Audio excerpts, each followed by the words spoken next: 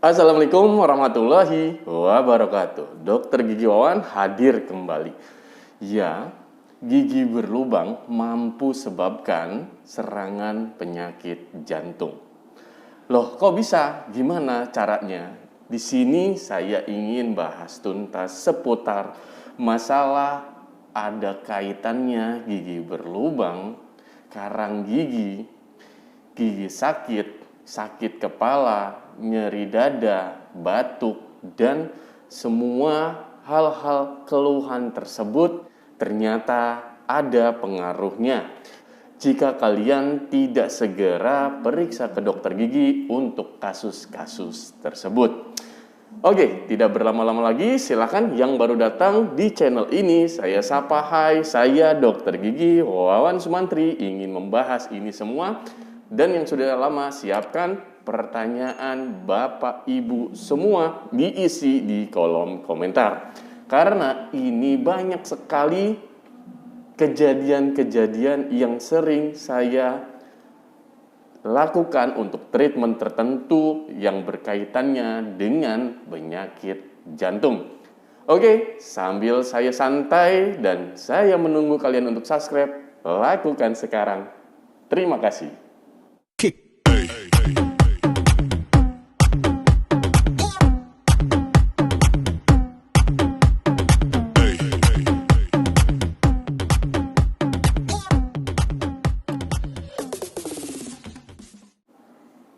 Oke, kita langsung saja ke pembahasannya. Saya sudah runtutkan kasus hari ini, tuliskan runtutan-runtutannya dari awal pasien sampai keluhan dan gimana treatment ke depannya. Untuk pasien dengan keluhan gigi berlubang tapi berpengaruh dengan penyakit serangan jantung. Seperti tanda-tanda berikut ini, yaitu batuk, sesak, terus batuknya tidak sembuh-sembuh dengan jangka waktu yang lama. Ternyata setelah diperiksa ada giginya yang berlubang dan banyak karang giginya. Nah, pasien tersebut ternyata masih usia muda, yaitu usia 25 tahun. Oke, saya langsung bacakan saja semua apa yang saya telah catatkan. Ada pasien yang dikonsultasikan dari dokter spesialis SPJP dengan keluhan nyeri dada, ya, nyeri dada. Nah, usianya masih muda, sekitar 25 tahun. Terus pasien tersebut laki-laki. Ketika ditanya apa nyeri dadanya terasa sakit pada saat aktivitas atau olahraga, jawabannya pun tidak.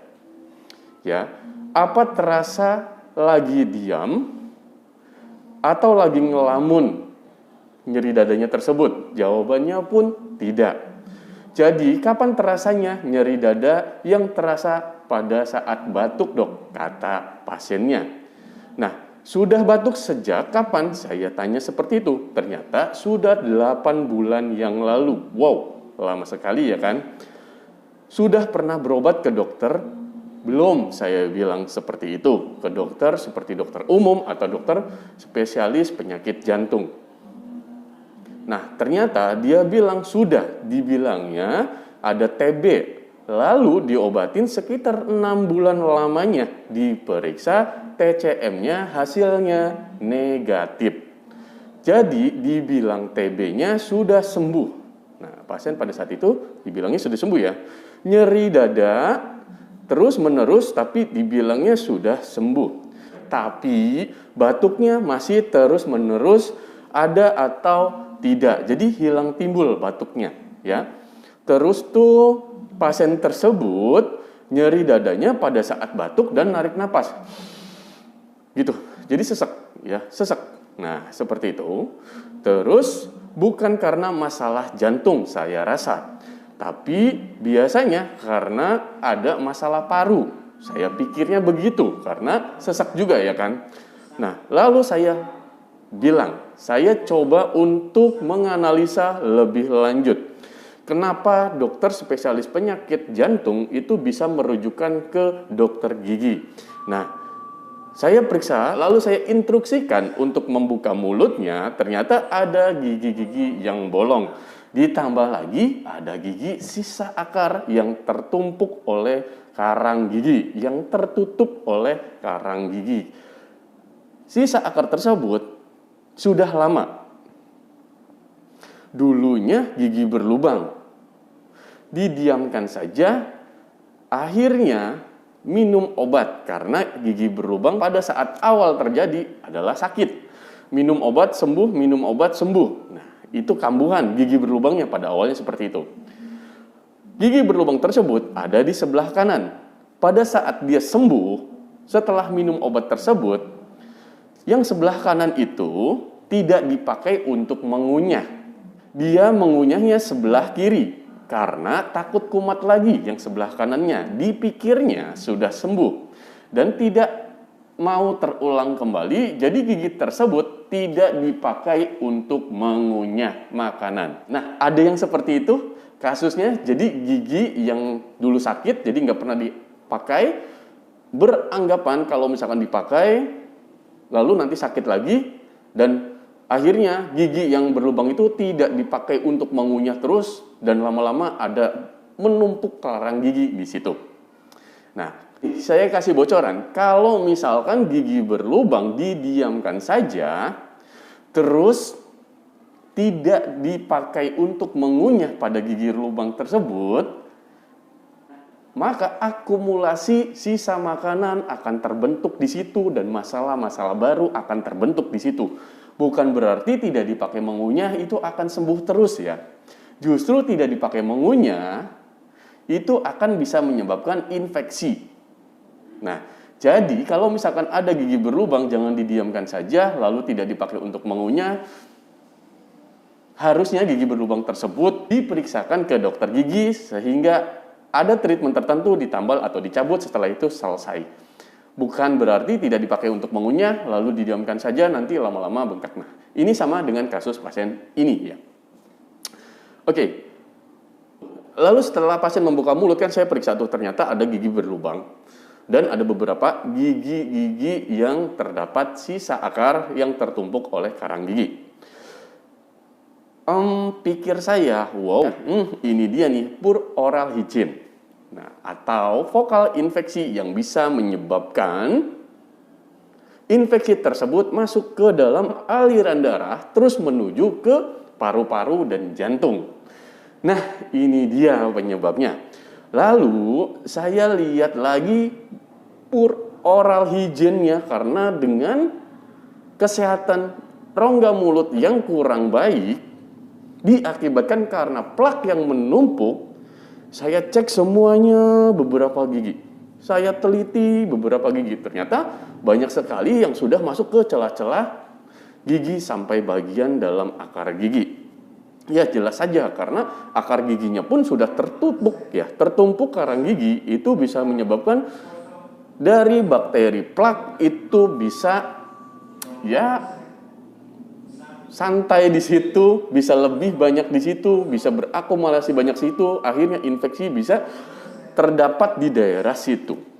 Tanda gejalanya biasanya dari awal gusi berdarah, gusi bengkak atau sakit gigi, gigi ngilu. Terus sakit harus minum obat. Kalau misalkan sakit tidak harus minum obat, itu berarti belum adanya infeksi. Jadi ciri khas sakit yang tidak minum obat itu dikarenakan karena giginya terkikis atau abrasi gigi, akar giginya terbuka seperti itu.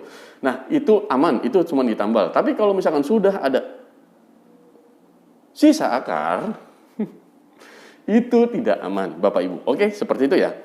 Terus aduh, saya pikir kalau ada kondisi gigi seperti ini sih wajar saja, saya pikir. Batuknya tidak akan pernah sembuh dan tidak akan pernah hilang-hilang. Terus setelah itu pasien menanyakan, "Dok, ada hubungannya nggak sih dari gigi berlubang atau karang gigi sampai terjadi keluhan seperti saya ini?" Keluhannya adalah sesak, batuk, dan napasnya terengah-engah karena sesaknya tersebut yang selalu meningkat pada saat terjadi serangan jantung tersebut. Nah, terus saya jawab dong, ya hubungannya kuat, Mas. Saya bilang seperti itu. Apalagi dalam jangka waktu yang panjang. Dari gigi yang rusak, kuman bisa masuk dengan mudahnya masuk ke dalam aliran darah, secara langsung merusak pembuluh darah atau jantung yang menimbulkan peradangan dalam bentuk endokarditis atau miokarditis. Akibatnya jantung bisa bengkak, Mas. Saya bilang seperti itu. Atau rusak katup jantungnya. Nah, bisa jadi karena respon terhadap peradangan kronis yang timbul terjadi yang menjadikan endotel lebih mudah disusupin lemak yang timbul asterosklerosis. Nah, asterosklerosis dini ini dapat memudahkan terjadinya stroke. Nah, itu dia. Bapak, Ibu, atau Mas, Mbak, itu hati-hati dengan gigi berlubang yang tidak dirawat. Gigi berlubang tidak dirawat, akhirnya bakteri terus masuk ke dalam kamar pulpa sehingga gigi tersebut terapuh dan akhirnya pecah-pecah sendiri. Disinilah yang dianggap sembuh kalau giginya udah pecah sendiri, giginya rontok sendiri. Itu sebenarnya bukan. Pada saat giginya rontok, di situ akan menjadikan masalah baru. Masalahnya apa? Rontok, yakin nggak sisa akarnya rontok juga keluar? Nah, yakin nggak pada saat gigi rontok tersebut infeksinya bisa hilang semua? Yakin nggak pada saat rontok tersebut proses untuk mengambil gigi rontokannya tangan kita bersih atau tangan kita terbebas dari infeksi? Nah, itu kan jawabannya ada di diri kita sendiri.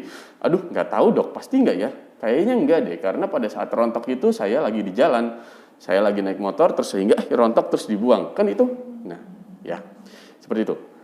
Terus, rusaknya katup atau respon imun yang terhadap peradangan kronis yang timbul menjadikan endotel lebih mudah disusupin lemak sehingga mudah timbul aterosklerosis dini.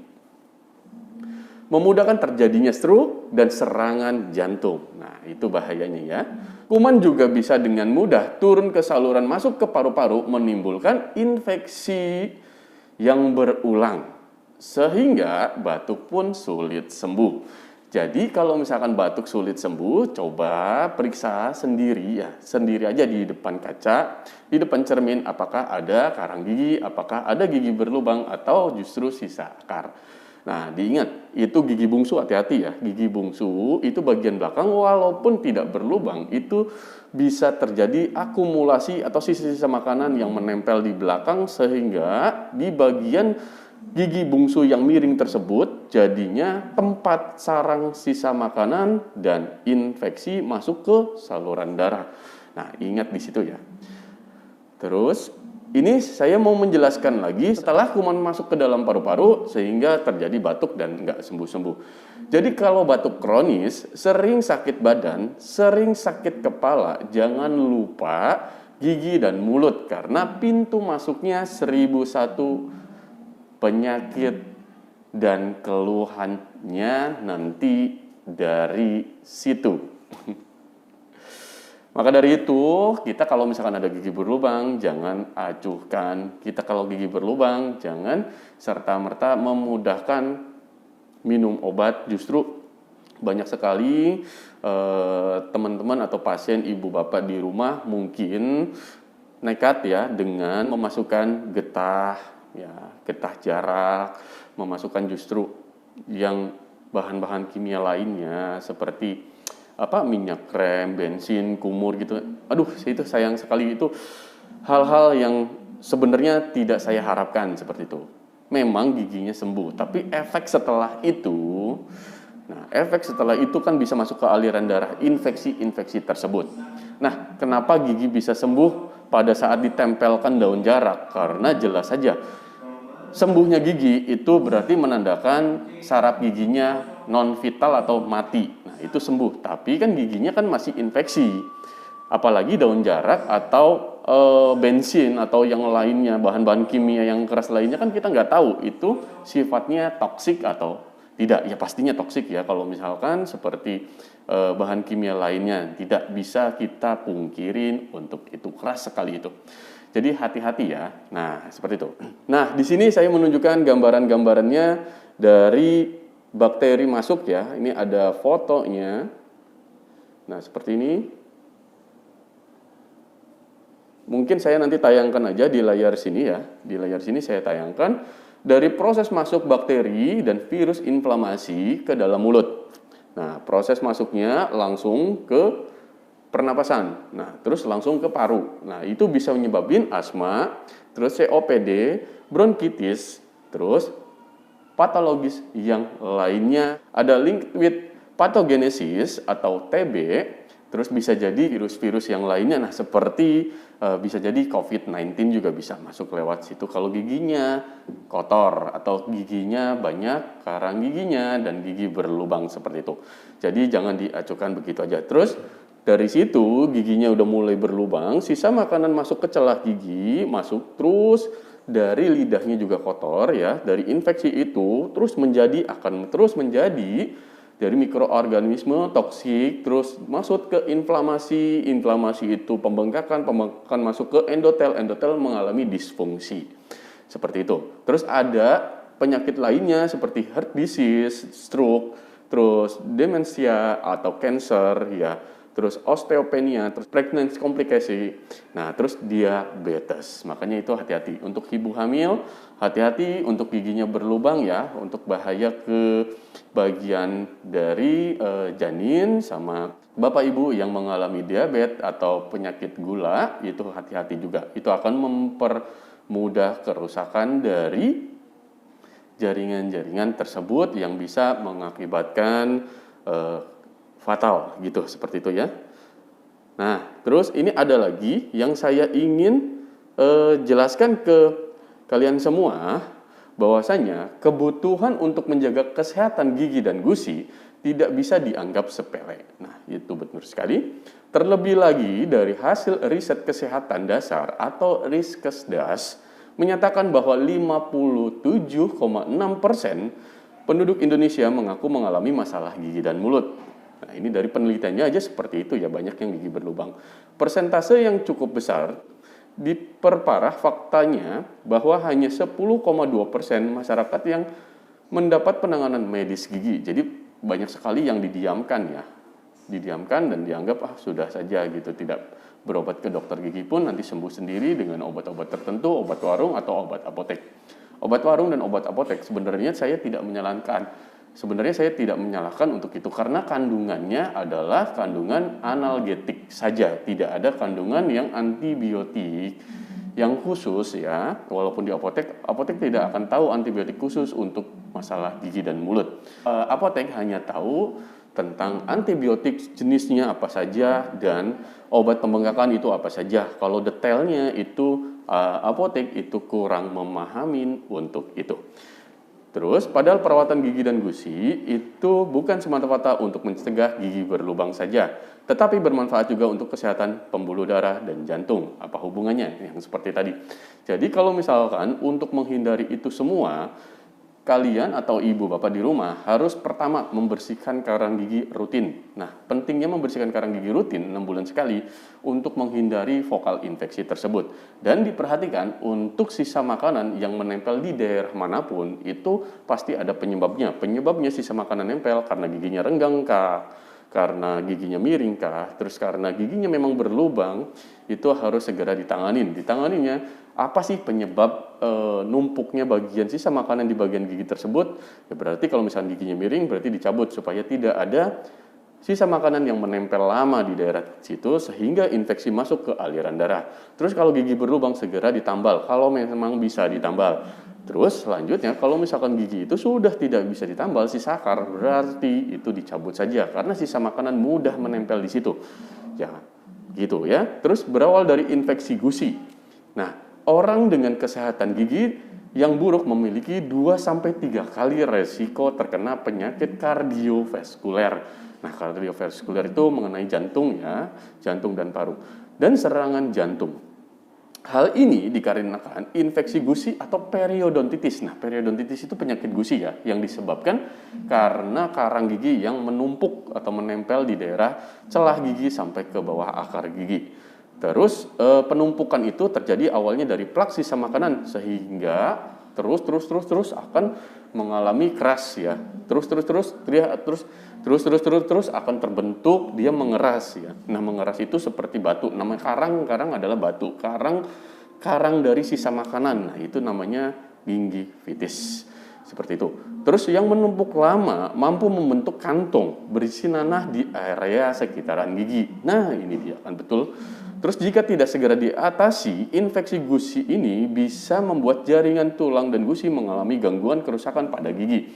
Biasanya sering terjadi kalau misalkan sudah terjadi infeksi seperti itu, giginya goyang. Nah, giginya goyang itu ada dua treatmentnya di scaling sama dihilangkan penyebab gigi goyangnya tersebut. Nah, bisa jadi giginya itu kuat kembali atau justru bisa jadi kalau kegoyahannya sudah derajat 3 itu tidak bisa dipertahankan, ya dicabut saja karena itu indikasinya pencabutan. Nah, karena kalau misalkan sudah goyang lama dan menumpuk di daerah situ nanti bisa jadi nanahan, ya buat apa juga yang ada di situ. Infeksi-infeksinya yang bisa menyebabkan kerusakan dan menjalar ke yang lain. Jadi memang tindakannya adalah pencabutan. Ingat, kalau gigi goyahnya sudah terlalu lama, infeksinya sudah menjalar ke bagian tubuh lainnya atau di bagian gusi-gusi itu sudah banyak infeksinya, menurut dokter gigi sesuai dengan indikasinya dicabut saja. Nah, kalau misalkan nggak dicabut, bisa, pastinya harus diperiksakan dulu. Tidak bisa kita langsung bilang seperti itu, dicabut saja atau tidak.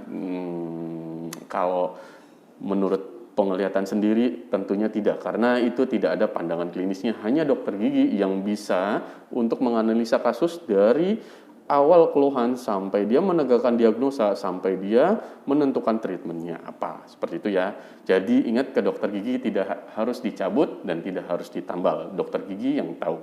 Seperti itu. Terus jika kasus tersebut tidak segera diatasi, infeksi gusi bisa membuat jaringan dan tulang gusi mengalami gangguan kerusakan gigi tersebut. Bahkan masuk ke dalam aliran darah serta menyerang organ tubuh lainnya seperti jantung. Sebenarnya bukan jantung aja ya.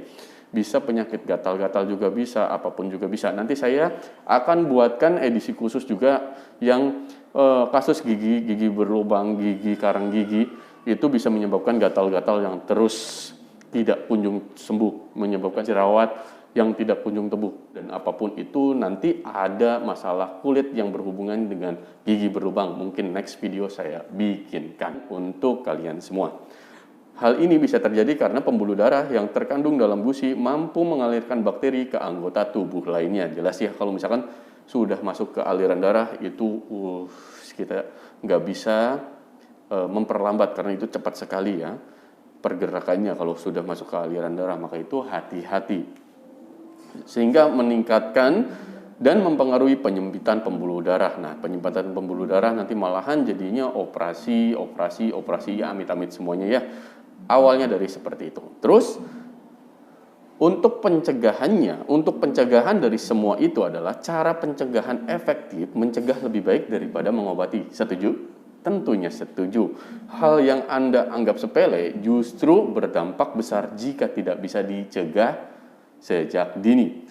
Nah, terus ada cara-caranya nih. Yang pertama, pastinya tadi, jaga kebersihan gigi dan mulut. Nah, untuk selalu menyikat gigi setelah makan dan sebelum tidur. 30 menit setelah makan dan sebelum tidur. Sikat giginya atas bawah, gerakan pelan-pelan saja, bulu sikat yang lembut, terus kanan kiri memutar. Tapi kalau sudah terlanjur ada karang giginya, itu dibersihkan dulu, baru kita maintenance.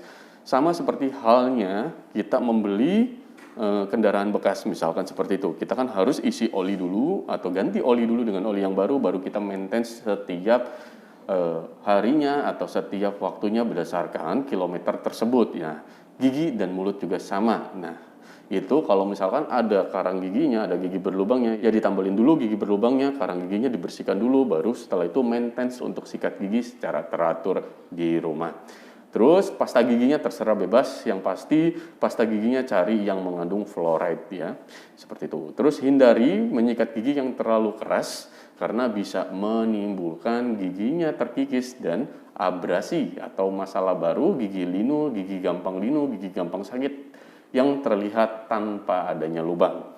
Nah, terus bersahabatlah dengan dokter gigi kesayangan kalian di sekitaran tempat tinggal kalian, karena dengan di situ kita tahu dan kita tidak akan merasakan keberatan lagi, tidak akan merasakan malas atau tidak akan merasakan buang-buang waktu ke dokter gigi untuk memeriksakan gigi. Padahal itu kunci utama, bakteri utama yang menyebabkan sakitnya di seluruh tubuh. Penyakit apapun itu antara dua pintu masuknya, yaitu mulut dan daerah kelamin. Kalau misalkan pintu masuknya itu kotor, berarti mempersiapkan untuk infeksi tersebut masuk dengan bebas. Maka kita tutup untuk infeksi masuk tersebut, tutup pintu masuknya dengan cara sering-sering membersihkan alat vital dan membersihkan daerah gigi dan mulut supaya tetap bersih, sehingga ada pun penyakit atau infeksi yang masuk ke dalam gigi tidak jadi memperparah dari kesehatan saat ini, karena gigi dan mulutnya pun bersih. Seperti itu ya, difahamin ya. Nah, terus maka dari itu kita harus rajin lakukan pemeriksaan gigi, kondisi rongga mulut secara lengkap menyeluruh. Kemudian sejak dini mampu membawa Anda terhindar dari masalah kesehatan gigi yang lebih serius. Sebab gigi bersih dan gigi gusi sehat tak hanya awal dari senyum sehat, tapi juga perlindungan lebih bagi tubuh kita, terutama bagi jantung Anda, kalian, ibu, bapak, dan saya sendiri. Oke, seperti itu kesimpulannya. Jadi, ada beberapa kasus-kasus yang bisa mempengaruhi gigi berlubang dengan serangan jantung dan serangan sesak batuk lainnya yang tidak kunjung sembuh. Itu bisa jadi diakibatkan karena banyaknya masalah di gigi kalian. Nah, sekarang saya mau selipin sedikit. Ada kasus-kasus yang ingin operasi jantung, operasi katup, dan operasi apapun, ya syarat utamanya itu harus ke dokter gigi dulu, karena itu dapat menyebabkan vokal infeksi pada saat setelah operasi jantung. Beberapa dokter spesialis penyakit jantung pun selalu merujukkan pasien-pasiennya ke dokter gigi sebelum operasi jantung dilaksanakan. Jadi pembersihan karang gigi, gigi berlubang semua harus bersih untuk menghindari vokal infeksi yang bisa dapat menyebabkan masalah setelah tindakan operasi selesai dilaksanakan. Jadi tunggu apa lagi? Sekarang ke dokter gigi kesayangan kalian untuk membersihkan karang gigi, nambal gigi mulai dari sekarang. Apalagi untuk usia di atas 50 tahun ke atas, ibu bapak mohon izin, saya sarankan sering-sering ke dokter gigi. Jangan menyepelekan hal-hal yang harusnya kita perhatikan, ibu bapak, seperti itu. Oke, akhir kata saya mungkin sebentar lagi izin pamit undur diri dan menutup dari percakapan video ini. Bisa dilanjut dengan next video, mungkin dengan kasus-kasus pembahasan yang berbeda yang tentunya bermanfaat buat kita semua. Tunggu dulu, silahkan subscribe sekarang. Saya pastikan kalian subscribe, karena subscribe itu bisa membuat saya lebih bersemangat lagi membuatkan ide-ide terbaru tentunya untuk dituangkan ke dalam video ini. Oke, jangan lupa isi komentarnya, pertanyaan ibu bapak, saya akan tunggu. Nah, di sini selesai sudah pembahasannya. Jangan sampai, sekali lagi, jangan sampai menyepelekan kesehatan gigi dan mulut ya. Oke, sampai di sini dulu. Salam sehat, gigi kuat. Dokter Gigi Wawan pamit. See you the next video. Terima kasih.